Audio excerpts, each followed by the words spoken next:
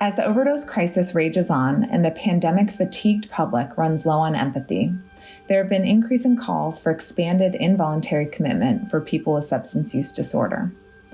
Some of the advocacy for more coercive treatment seems rooted in a disdain for people who use drugs, most especially when their drug use occurs visibly and in close geographic proximity to affluence. However, many others' support for involuntary treatment is rooted in compassion, love, and sheer desperation. In these instances, the supporters are often parents, loved ones, or beleaguered clinicians who care deeply for the well-being of individuals who use drugs and grasp at the idea of civil commitment as a necessary evil to save a life. The problem is, forced treatment likely does more to harm than to help.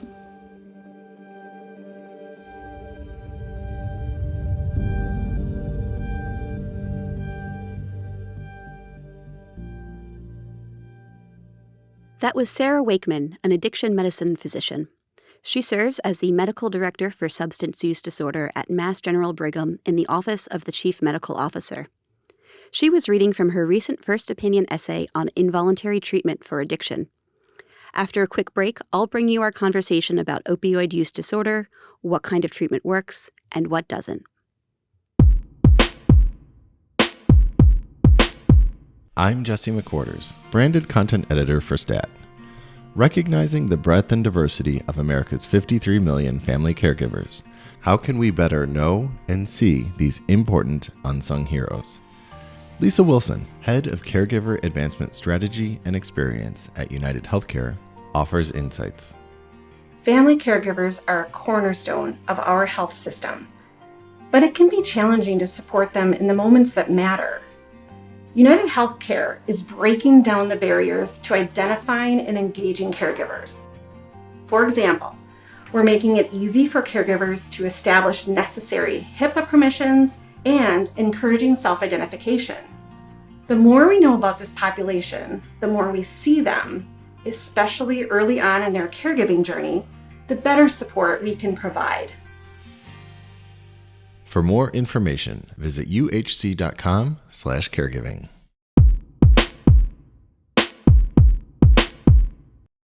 Welcome to the First Opinion podcast. I'm Tori Bosch, editor of First Opinion. First Opinion is STAT's platform for interesting, illuminating, and provocative articles about the life sciences writ large, written by biotech insiders, healthcare workers, researchers, and others. Sarah, welcome. Thanks for being here. Thanks so much for having me, Tori. So let's start out with a very basic question. What is involuntary treatment for substance use disorder? What does it look like? So this varies from state to state, and laws vary from state to state. Here in Massachusetts, this is something that's referred to as Section 35, which is essentially involuntary, quote-unquote, civil commitment for substance use disorder, meaning that certain individuals, physicians, family members, police officers, can petition a judge to force someone to go into treatment for a substance use disorder if the idea is that their substance use disorder is putting them at imminent risk of harm. This is actually a pretty old process that is several decades old and was originally used for people with severe alcohol use disorder. And in the context of the ongoing overdose crisis has sort of taken off. So more and more people are involuntarily committed under Section 35. And much more often now, this is invoked for opioid use disorder and concerns about the overdose crisis. And it's recently come into the news again after somebody wrote a very touching New York Times opinion piece about his child and why he thinks that involuntary treatment should work, right? Or should be used more often. Yeah, this has come up again and again as people have grasped for solutions for the ongoing overdose crisis. And I think that was a beautiful and a poignant reminder of one of the many reasons people turn to this idea of involuntary commitment as a solution. I think when folks who think that this is not a great idea talk about it, it often is around people's disdain for people who use drugs. The idea that you're doing something, forcing people into sometimes really terrible prison circumstances. And we can talk more about what involuntary treatment actually looks like. But what I thought was so important about this piece is that most of the time when I hear about Section 35 being invoked, it often is by folks who really care about and deeply love and want the best for someone with substance use disorder. So family members, beleaguered emergency department physicians, folks that are worried that this person that they care so much about is going to die from their substance use disorder. But the problem is that it isn't likely to help. And so I think it ends up being this conversation from both sides rooted in compassion. And the question is, what are going to be effective strategies to save the life of that human being that we're all worried about? You write that at one point in your career, you thought it might make sense as a really last-ditch approach, right? You've tried everything else. Why not? But you say that you've changed your mind. So can you talk a little bit about what made you change your mind here?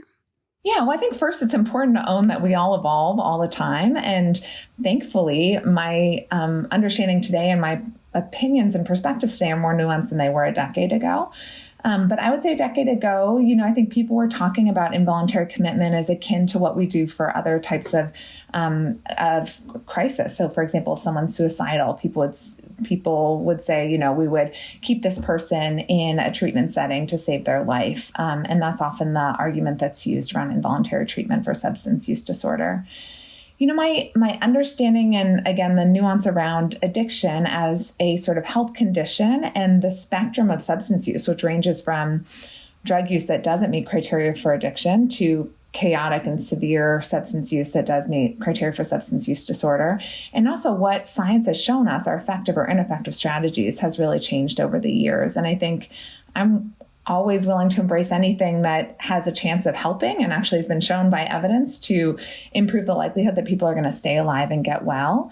And that really centers the dignity and autonomy of the people that we're serving. And that's my role as a healthcare provider, is to partner with human beings who are my patients. It's not my job to control them or tell them what to do. And first, I think one thing I've come to understand in reviewing the data that's out there is that civil commitment or involuntary commitment for substance use disorder doesn't seem to help. And there's actually a suggestion it may harm. And so from a purely sort of what does the research show, it's pretty clear that this is not an area to double down on, especially when we have decades of science showing us there are all these interventions that actually do save lives that we're not investing in. I think the other part that's changed my mind is, hearing what the experience has been like for some of my patients. And, we live in a society that still criminalizes and stigmatizes and punishes people who use substances. So although it's quite popular and politically favorable to say that addiction is an illness and that this is, we can't, quote unquote, arrest our way out of the crisis. Most of the time, I think if you boil it down to people's core beliefs about drug use, they still sort of think that people are doing something bad and they should knock it off. And that in the sort of good old American way, we expect people to pull themselves up by their bootstraps and just get better and stay better and stop doing this thing that we act as if is a sort of an issue of morality or bad behavior. And so even though we're saying, this is a public health crisis, we want to offer people treatment, our quote unquote treatment models, our approaches, our policies, and our laws still act like this is an issue of sort of criminal legality and bad behavior and something that's deserving of punishment. And, civil commitment or involuntary commitment is one example of that, where quite literally a warrant is issued for someone's arrest. They are picked up by police. They are taken to court in shackles often. And if you're a man in this state, you still have a chance of getting sent to a correctional facility for this quote unquote treatment in a prison cell. Right. So as you say, treatment is about autonomy and dignity, and putting someone in a correctional facility is really the opposite in a lot of ways of giving them autonomy and dignity. Can you talk a little bit about why it is that the situation is different for men in the state of Massachusetts than women? Yeah, well, before a few years ago, both men and women, if they were civilly committed under Section 35, could go to correctional institutes. So under Governor Baker, in part due to the opioid addiction working group, and there's actually a Section 35 commission that the Secretary of Health and Human Services led, there was a important movement to get women and the civil commitment beds for women out of the correctional setting. That hasn't yet happened for men. I don't know exactly what the barrier is, although I know there is continued push for legislation around that. I believe Rep. Balser is maybe leading an effort around that, but there has been attention to the idea of also moving male beds out of the correctional setting. And when you say correctional setting, I mean, fundamentally, their experience isn't very different than someone who's there for having committed a crime, right? Exactly. I mean, at the end of the day, you are locked up in a correctional institute, often wearing an orange jumpsuit, eating the same food, under the same control by correctional officers. I think depending on the site, there are efforts to do psychoeducation groups or peer support groups, or some efforts around what could loosely be called treatment. I think the experience for people who are going through it, though, is not necessarily a therapeutic one. And that element of coercion and control is obviously there all the time. I think of two different patients, one patient who'd been in both multiple voluntary settings and involuntary settings, and had also been imprisoned, and, said to me he actually preferred just being in prison where he could kind of mind his own business and do his own thing and wasn't forced to go to 8 hours a day of what he perceived to be not very helpful groups. And another person who had been encouraged to quote unquote section himself. And that's the other sort of irony of what happens here, that actually a significant proportion of involuntary commitments in the state are people sectioning themselves, which really to me always seemed very backwards, because the nature of the law is meant to be a last-ditch effort for someone who doesn't want treatment. So what does it say about our broken system if someone actually wants treatment and the only way they can get treatment is by willingly sort of putting themselves into this involuntary setting where then they can't leave and they may be in a correctional setting? And this gentleman who, English was not his first language, and he had not had experience with the treatment system before or the criminal legal system, and he was desperate and wanted help, and a family member told him to section himself, and he found it utterly traumatic. He was, again, treated like a prisoner and taken to a place where he couldn't leave. And his experience, or what he shared of it, was feeling very stigmatized and not treated well. And at the end of the day, he couldn't do anything about it, because once he was in there, he was, he was considered an involuntary participant, even though he had gone in willingly. Are there any circumstances under which you would recommend a patient to section themselves, if they really have no access to care any other way? Or is there sort of always some other option? Well, I think there always should be some other option. I will say, I've been a doctor since 2009, and I've never Section 35 someone. I can't quite imagine a situation where I would. I think, the other piece of this is that people with substance use disorder and people who use stigmatized substances in our culture have often experienced trauma at the hands of systems, whether that's medical systems or other systems of so-called support.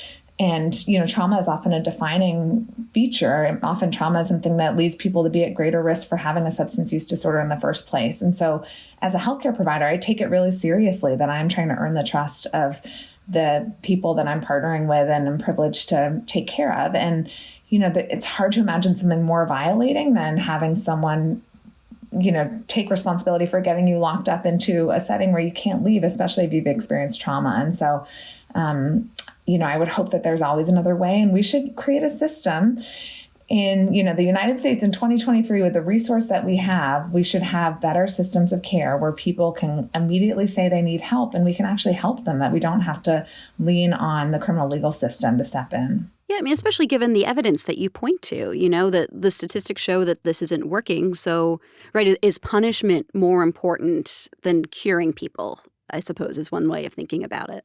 Yeah, and I think the question also becomes, in medicine, sometimes I can't fix someone in the moment. That's not always the goal. The goal sometimes is, how do we sort of take the next best step together, and how do we reduce harm and keep people alive? And, the other thing that worries me so much about involuntary treatment is, although I think family members and others will reach to it, again, out of desperation for, how can I, know that my child is going to be safe tomorrow, that they are not going to die from an overdose tomorrow. And while that may be true in the 14 days or 30 days or 90 days that person is in a correctional setting, observational data from Massachusetts actually shows that people are at a greater likelihood of dying from an opioid-related overdose after a period of involuntary commitment than people who've engaged in voluntary treatment. And so I think, stepping back, our question should be, what is our best chance at keeping the most people alive and preventing anyone from dying from an overdose, which is really a preventable cause of death? And we have harm reduction strategies that we know prevent overdose fatality. We have treatment for people who do have an underlying substance use disorder that saves lives. And there's so much more we could be doing to address the fabric of people's lives, their social determinants of health and other social risk factors that make it really, really hard to get well. If you are sleeping outside on the streets, experiencing trauma and victimization or boredom or the elements, it's really hard to imagine engaging in care, stopping using substances. And it becomes this broader question of, when we're thinking about recovery, like recovery from what to what, we need to be addressing the daily existence and realities of people and making people's lives better, and not just focusing on removing the substance or removing someone's access to substance in that moment. And I want to go back to something you said earlier about how people who undergo involuntary treatment are more likely to die by overdose. And is that because during that 14 to 30 days, they haven't been using their substance of choice, and so their tolerance goes down, leaving them at greater risk if they do use again? Is that right?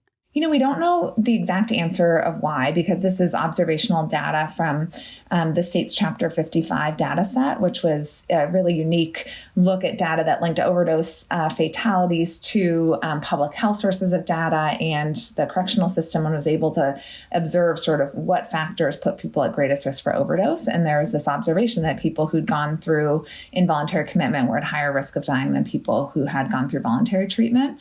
What we do know is that people who've been imprisoned are the population at greatest risk of dying from an overdose. So the risk of dying from overdose after getting out of the criminal legal system or getting out of a correctional facility is 120 times higher than the general public. And it is likely that one of the major drivers there is reduced tolerance. So people are not using in the same way that they were using. And we're also not addressing the underlying factors that drive substance use or, treatment for the underlying condition in an effective way that leads people to continue to not use when they get out. So if they go back to using without tolerance, the risk of dying from overdose is going to be significantly increased. Or even just, I suppose, the trauma of their carceral experience seems like it's something that could play a factor here. Exactly. Again, getting back to that notion of sort of how do we address the underlying factors? If you've simply removed someone, put them in, a cell, then send them back, why would their life be any better? In fact, their life might be worse. They may be more traumatized, more likely to use substances in a chaotic way. And if you haven't, invested in the pieces of support and help and treatment and harm reduction that do make a difference, then I think, I worry that people are at even greater risk. It seems to me that there's this tension here between the harm reduction that you're talking about here, ways to kind of help people continue to live while hopefully addressing whatever has led them to use in the first place or whatever leads them to continue to use, versus this tough love idea that I think was really popular in the 80s and 90s. I remember being in middle school health class in the mid to late 90s and watching a made-for-TV movie all about tough love that I think was supposed to scare us into never using anything because it would sort of look what's in store for you should you use.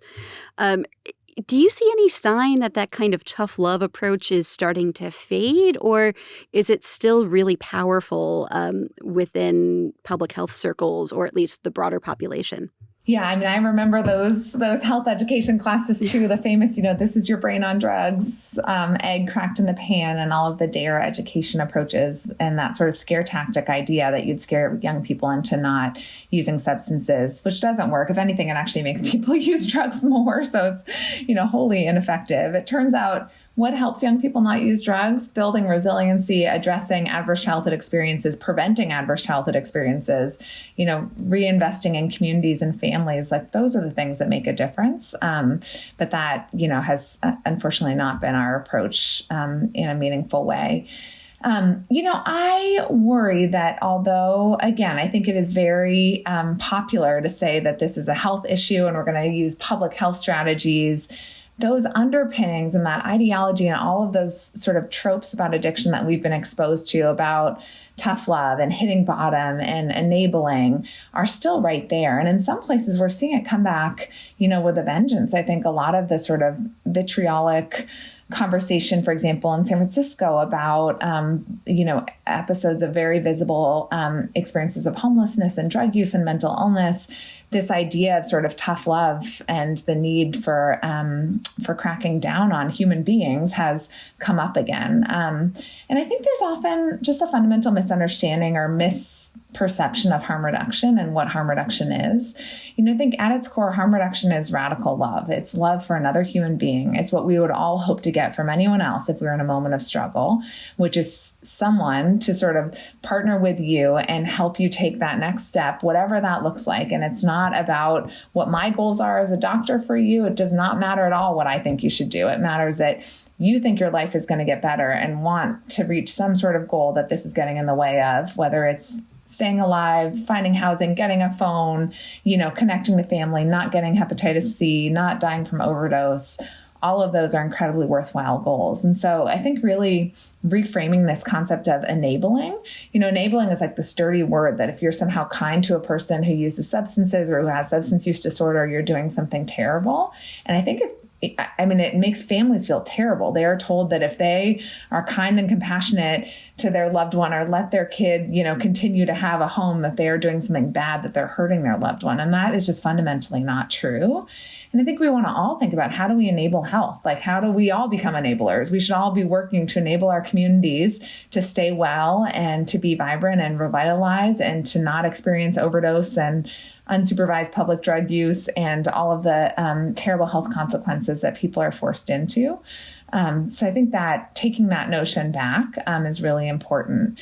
Kicking someone out so that they're all of a sudden homeless on top of dealing with a substance use disorder is never going to make that person's life better or make their substance use disorder better. That's, this idea of tough love or hitting bottom is just wrong.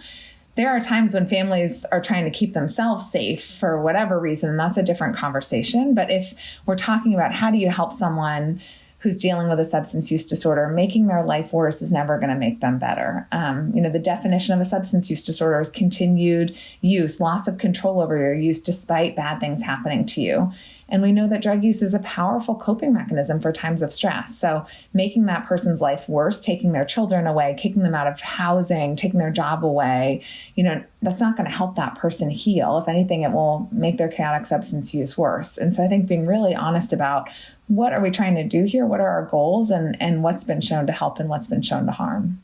Yeah, as you're talking, I keep thinking about intervention, which I watched pretty religiously for a moment there. And yeah, thinking about the interventionist one of them had this catchphrase that was something like, there's nothing we won't do to keep you healthy and nothing we will do to help you continue in your addiction. And it does seem right, as you say, that it's a punitive approach sort of framed as non-punitive in a way that's perhaps not very helpful. Yeah, and it's also this total binary. It's this notion that substance use and substance use disorder is this black or white thing, that you're in recovery or you're not. And even the language we use, clean for someone who's in remission, like, what are we saying with our words?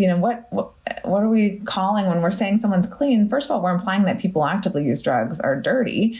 And I'll always think of a beloved colleague who talked about who's in recovery and talked about going on job interviews to work in the area of recovery. And people would say on the job interview, how long have you been clean for? And he would say, well, I've been bathing since I was a baby. So I've been clean my entire life. And I've been in recovery for 10 years. It's like, what message are we sending to people that we're using terms that we use for the bathroom and for laundry when we're talking about human beings and their health? Now, I want to go back to something else that you mentioned, which is that as a doctor, your job is not to fix somebody, but it's to work with them, to help them figure out how to best live their life. I mean, that has to get really difficult for you, right? Because, I imagine you're a compassionate human being who wants to see people get better, and you don't always see people get better. So can you talk a little bit about how you handle that as a doctor? Yeah, First, I'll say, so I'm a general internist who went into addiction medicine. So at my heart, I'm also a primary care doctor. And, what I love about primary care and addiction medicine is the opportunity to partner with people over the lifespan and to be a part of their lives and their health and working on their health-related goals. I have colleagues who very much do fix people. I have utter respect for surgeons, and I've had family members who need surgery, and it is amazing to just cut the problem out and fix it and remove it. That's not the type of medicine I went into, but it is amazing when you see that happen. I think, a lot of what we do in medicine, internal medicine, is, it's management. It's partnering with people, and there's ups and downs in their health. And if you think about hypertension or depression or heart disease or diabetes, it's not a linear journey. There's going to be times where someone's health is, going really well, and they have, are taking medication regularly, and their blood tests look right at goal. And there's going to be other times where that's not the case. And that's a part of sort of the partnership and management. And to me, substance use is no different than that. If anything, it's much even more sort of interesting and rewarding, because there's so many interwoven threads of how drug use and alcohol use plays a part in someone's life. And, one of the things that drew me to addiction medicine is this intersection between public health and policy and social justice and primary care and mental health that I think is really rich and interesting, and an opportunity to, to be involved in something very important. I think at the end of the day, we don't talk enough about the fact, though, that addiction is actually a good prognosis illness. So when I tell people I do addiction medicine, often their response is either like, bless you, or, oh, wow, that must be so hard. And I want to say, like, no, it's actually the most rewarding thing I do in medicine. Like, I also take care of diabetes and HIV and heart disease. And you don't see the type of miraculous sort of remission rates that we see in substance use disorder, and the opportunity to really be a part of this sort of gritty, resilient, amazing process, and then treatment that saves people's lives. And especially when we're talking about opioid use disorder and medications for opioid use disorder, the impact is just remarkable. There's nothing else I do in medicine that saves lives the way prescribing buprenorphine does. And so that hands down is the most rewarding, gratifying, amazing thing I do in medical practice. And I think people don't hear that enough. They think of this as like this terrible end stage thing that never gets well. And that's really not the case. I think the fact that we see that so much is in part because we haven't invested in systems of care that actually help. There's like 6 new first opinions I want to beg you to write after we're done with this. This is fascinating. We're close to end of time, but I have a couple quick questions I want to make sure to get in there. The first is, so as you say, involuntary treatment is something that the evidence shows us doesn't work, yet people continue to push for it. Are there other well-intentioned but ineffective ideas out there in addiction treatment that you would like to sort of debunk while we're here? Oh, how much time do we have, and where do we begin? Yes. I mean, I think one of the consequences of removing addiction treatment from the medical system so that it's this separate and totally unequal system is that much of what happens in the addiction treatment world would be malpractice if it happened in the medical world. And there is profit in medicine is a problem writ large. The sort of rehab industrial complex and addiction treatment world is heavily intertwined and driven by profit, unfortunately. And there haven't been a lot of efforts around sort of quality standards and oversight, or bringing it back into the house of medicine. So I think some of the biggest challenges, short-term, quote unquote, detox does not work. When we're talking about opioid use disorder, not only has no study ever shown it to be helpful, it actually probably increases the risk of death for the same reasons we talked about with going to a correctional setting. This idea of like 30-day rehab that everyone sees on TV, and that there's many people in Florida and California and all these places that would be very happy to take your money for, also has limited evidence, especially for opioid use disorder. And there's just this, very, I think, manipulative and profiteering element, unfortunately, to a lot of the for-profit addiction world that is so disturbing. I can't tell you the number of families I've had tell me they, took out a second mortgage on their house to pay for some residential program far away, that had no evidence behind it and didn't help their loved one. And not only is the patient suffering, but the family's suffering. And, at a moment of real desperation and worry, there's an industry that's making money and offering essentially snake oil. And speaking of making money, I have to ask you about the Sacklers of Purdue Pharma, who just last week, it was announced, will be immune from prosecution and have offered $6 billion to help kind of mitigate the crisis that they're largely believed to have helped create. Can you talk a little bit about how people think about the Sacklers? Are they really the ones we should be blaming for this? Is this something we should all be paying attention to? What do you think about them? Yeah, I think there's no doubt that the Sacklers, at least based on the evidence that has been shared and, as a non-lawyer, my sort of observation from the sidelines, that the marketing ploys and predation off of people, ultimately with opioid use disorder, that allowed the Sackler family to make a ton of money is deeply upsetting. And I don't think you can put a dollar amount on the lives that have been lost to the overdose crisis. And certainly, the approach to prescription opioids in the late 1990s and early 2000s set the stage for the current crisis that we're in. That is not the crisis of now. And so it is important when we think about strategies, which is, what I'm focused on. How do we save lives? How do we address the crisis? The crisis of 2023 is not a prescription opioid crisis. And this is such a nuanced topic. So it's a little hard to tease apart those threads because, yes, the Sacklers and companies like Purdue, and there are other companies too that also, of course, have been sued and were implicated in the onset of the prescription opioid crisis, which began a couple decades ago.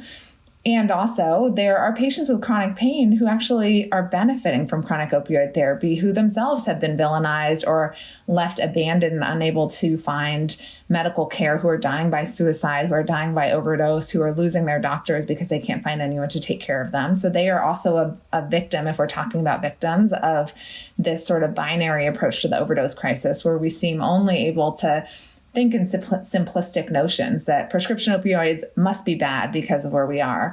Absolutely, the way prescribing was happening in the 90s and the early 2000s, and the sort of non-medical use in the community that set the stage for opioid use disorder and overdose was horrific. And also, there are people who need opioids for pain management who aren't able to get them. And we should be able to hold both those truths in our mind. And one of the things that makes me so sad sometimes is that on social media and other places, there's almost this sort of like war between people living with pain and people with substance use disorder, when everyone is a victim to sort of bad drug policy, essentially, and bad approaches to understanding the nuanced issues of pain and opioid use.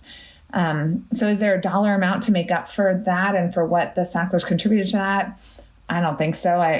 No money will bring those children and those families back. And also, whatever money is going to come out of this, can we actually invest it into strategies that help? Can we invest it into low barrier immediate access to medication, to overdose prevention sites, to drug checking, to undoing some of the harmful policies, to housing, community revitalization and affordable low barrier supportive housing? Those are the things that are going to make a difference in the current crisis.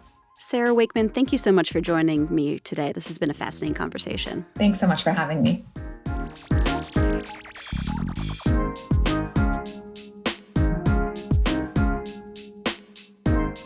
Thank you for listening to the First Opinion podcast. It's produced by Teresa Gaffney. Alyssa Ambrose is the senior producer, and Rick Burke is the executive producer. I love to hear from listeners, so please let me know which First Opinion contributors you'd like to hear on the show, or what topics the podcast and column should take on. You can do that by sending me an email at first.opinion@statnews.com. And if you have a minute, yes, it's that plea you hear at the end of every podcast, please leave a review or rating on whatever platform you use to get your podcasts. Until next time, I'm Tori Bosch, and please don't keep your opinions to yourself.